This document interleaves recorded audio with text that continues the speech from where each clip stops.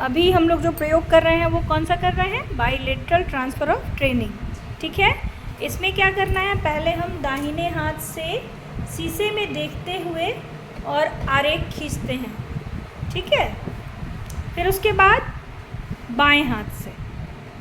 ठीक है, तो क्या आपने देखा इस प्रयोग को करने में दाहिने हाथ से बाधा पहुंची नहीं हो, दाहिने हाथ से बाधा नहीं पहुंचती है, बाएं हाथ से है ना।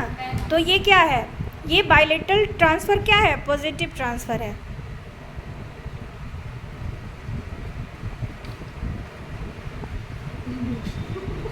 ठीक है, शीशे में देखते हुए आरेखन खींचेंगे, है ना। यहाँ पे जो शीशा लगा हुआ है ना, इस शीशे को देखते हुए इसमें हम आरेखन खींचते हैं और फिर प्रैक्टिस करते हैं, पहले दाहिने हाथ से फिर बाएं हाथ से।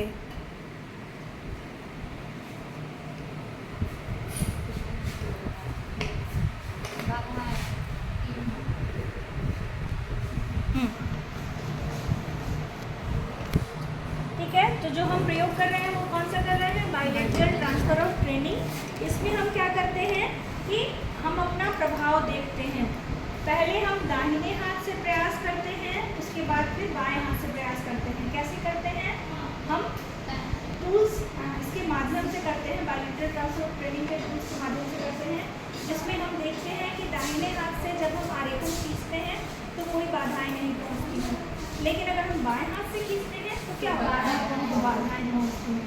ठीक है, और बाइलेटरल ट्रांसफ़र ऑफ ट्रेनिंग क्या है, पॉजिटिव ट्रांसफ़र है, क्योंकि अगर हम दाहिने हाथ से ABCD लिखते हैं फिर उसको बाएं हाथ से क लिखते हैं तो क्या होता है, सहायक होता है, आसान होता है, जो कि आप लोगों ने प्रैक्टिस करके देखा।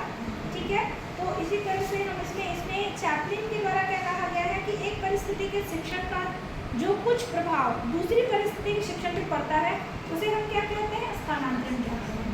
ठीक है, ट्रांसफर का मतलब ही हो गया कि स्थानांतरण। ठीक है, इसी तरह क्रो एंड क्रो के अनुसार प्रशिक्षण स्थानांतरण वह प्रक्रिया है जिसके द्वारा चिंतन, भाव या क्रियाशीलता की आदत, ज्ञान या कौशल का वहन सीखने के एक क्षेत्र से दूसरे क्षेत्र में होता है। ठीक है, जैसे एक क्षेत्र से हम दूसरे क्षेत्र में जाते हैं उसको क्या कहते हैं, स्थानांतरण कहते हैं। ठीक है, अब इसमें भी हम लोगों ने ये देखा कि शिक्षण में भी 3 तरह के होते हैं शिक्षण स्थानांतरण। कौन कौन से होते हैं, एक धनात्मक स्थानांतरण होता है, एक ऋणात्मक स्थानांतरण होता है और एक शून्यात्मक होता है।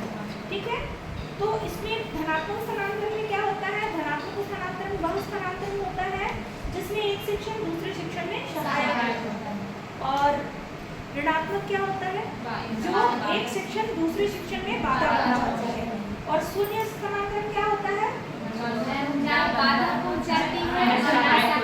बिल्कुल, इन लोगों का भी ले लो। ठीक है, तो जो ना बाधा पहुंचाए और जो ना सहायक हो हम शून्य स्थानांतरण को कहेंगे। ठीक है, यहाँ पे हम लोग ये समझ गए। उसके बाद हमने दर्पण आरेखन यंत्र का उपयोग किया। दर्पण आरेखन यंत्र यहाँ पे आपका रखा हुआ है, इसको हम जब प्रयोग करते हैं इसके साथ तो हम क्या करते हैं, दाहिने हाथ से आरेखन को खींचते हैं, किसमें देखते हुए, दर्पण में। तो हमने क्या यहाँ देखा, ये पॉजिटिव है या नेगेटिव, पॉजिटिव। कैसे, दाहिने हाथ से सुविधा होती है, ठीक है, और बाएं हाथ से बाधा पहुंचाता है। ठीक है, तो यहाँ पे जो जैसे फॉर एग्जाम्पल हम ये मान लें कि अगर एक गेंद हाथ में उठाते हैं और उसका जो कौशल है वो सार्थक प्रभाव बाएं हाथ के कौशल पर देखा जाए तो उसमें भी धनात्मक और ऋणात्मक का अंतर देखा जाता है। अगर जो लेफ्ट हैंड से ड्राइव कर रहा है उसको राइट हैंड से ड्राइव करने के लिए दिया जाए तो क्या वो कर पाएगा, नहीं कर पाएगा। क्यों, क्योंकि वो बाधा पहुंचाएगी, तो उसको हम क्या कहेंगे, ऋणात्मक। ठीक है, धनात्मक स्थानांतरण इसको क्यों कहा जाता है, क्योंकि वो बाधा नहीं पहुंचता है, सहायक, वो शिक्षण में सहायक होता है। ठीक है, इस वजह से। ठीक है, इसमें थॉर्नडाइक 1930 ने समरूप तत्व सिद्धांत निकाला और कहा कि जब दो शिक्षण परिस्थितियों का विषयों के बीच समान तत्व होता है तो उसमें धनात्मक स्थानांतरण घटित होता है। धनात्मक प्रभाव की मात्रा तो मात्रा जो होती है वो समरूप तत्वों की संख्या पर निर्भर होती है। जो उसके समरूप तत्व होते हैं उसकी संख्या पर निर्भर होती है। ठीक है, समरूप तत्व का अर्थ वो होता है कि मानसिक प्रक्रियाओं में से, जैसे जिनमें शारीरिक और मानसिक दोनों तरह की प्रक्रियाएं हैं, जो समान कोश में होती हैं। ठीक है, उर्ध्वर्त के अनुसार इनका ये समर्थन था कि शारीरिक तथा मानसिक स्तरों पर समान कोश क्रिया होती है। ठीक है, समान मानसिक और शारीरिक स्तर। ठीक है, तो उन्होंने तत्व के बदले घटक शब्द का व्यवहार किया। तत्व के बदले किस चीज का व्यवहार किया है? घटक शब्द का। अतः उनके सिद्धांत के समरूप घटक सिद्धांत इसको कहते हैं, और समरूप तत्वों या समरूप घटकों के अभाव में नकारात्मक स्थानांतरण की संभावना क्या होती है? बढ़ जाती है। ठीक है, इसको आप लोग अच्छे से समझ गए। अब इसमें परिकल्पना हम तैयार करते हैं। परिकल्पना में हम क्या रखेंगे? दाहिने हाथ द्वारा दर्पण आरेखन। दर्पण आरेखन कौन सा है? ये है। ठीक है, दर्पण आरेखन का शिक्षण बाएं हाथ द्वारा दर्पण आरेखन के शिक्षण में मदद करेगा।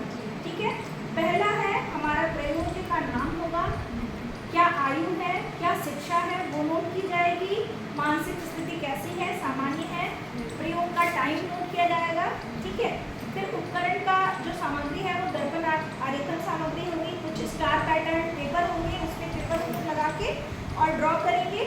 4 पेपर पेन होगा, स्टॉप वॉच होगा और पर्दा होगा। जैसे ही मैं स्टॉप वॉच को दबा के रेडी स्टार्ट कहूँगी, वैसे ही आपको प्रयोग को शुरू कर देना है। ठीक है, स्टार्ट बोलूँगी, यहाँ स्टॉप वॉच पे मैंने स्टार्ट कहा, मैम यहाँ से स्टार्ट करूँ? हाँ, स्टार्ट करो। स्टार्ट दाहिने हाथ से पहले ट्राई करो और दाहिने हाथ के बाद दर्पण आरेखन में देखते हुए, है ना, और करना है। नीचे स्टार को नहीं देखना है, दर्पण में देखना है। ठीक है, दर्पण में देखते हुए ही आरेखन खींचना है, और उस आरेखन को फिर दाहिने हाथ से प्रैक्टिस करने के बाद बाएं हाथ से करना है। रेड दिखा रहा है। ठीक है, यहाँ पे हम देख सकते हैं कि ये सही तरीके से जब जा रही हैं।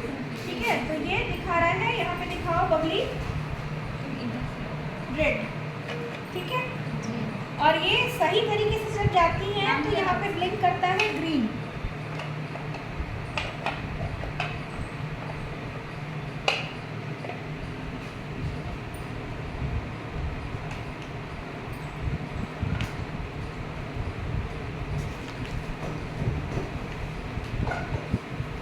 नाम बताओ बाबू। इस प्रयोग का उद्देश्य क्या है? दर्पण आरेखन यंत्र द्वारा द्विपार्श्विक धनात्मक स्थानांतरण की घटना को प्रदर्शित करना। मैम कोई बात नहीं है, क्योंकि हम प्रैक्टिस कर चुके हैं। ठीक है, तो तुम्हारा 30 सेकंड में ये पूरा होगा। ठीक है, उसके बाद हाँ, उसके बाद पिक्की को दे दो करने के लिए। हम प्रयोग अभिकल्प जब बनाते हैं, डिजाइन ऑफ एक्सपेरिमेंट, तो उसमें कार्य का स्वरूप नोट मेरा टाइम रेडी स्टार्ट। ठीक है, तो हम पहली अवस्था में आपने प्रयोग किया, दर्पण आरेखन में पूर्व अभ्यास का काल कितना था वो नोट करेंगे, फिर प्रैक्टिस पीरियड में हमारा कितना था वो नोट करेंगे, उसके पश्चात कितना था वो नोट करेंगे। यहाँ पे हम प्रयोग का अभिकल्प तैयार करते हैं, प्लानिंग के तहत करते हैं।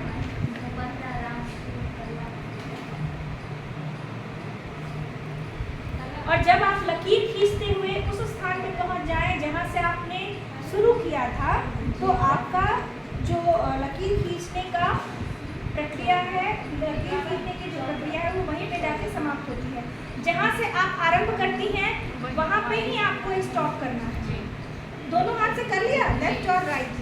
अब बबली को दोनों, है ना, हमारे पूर्व काल के अभ्यास कितने हैं, हमारे पश्चात काल के अभ्यास कितने हैं, ये सारी चीज़ें हम क्या करते हैं?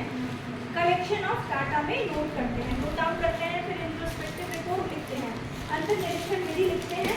उसमें हम क्या लिखते हैं?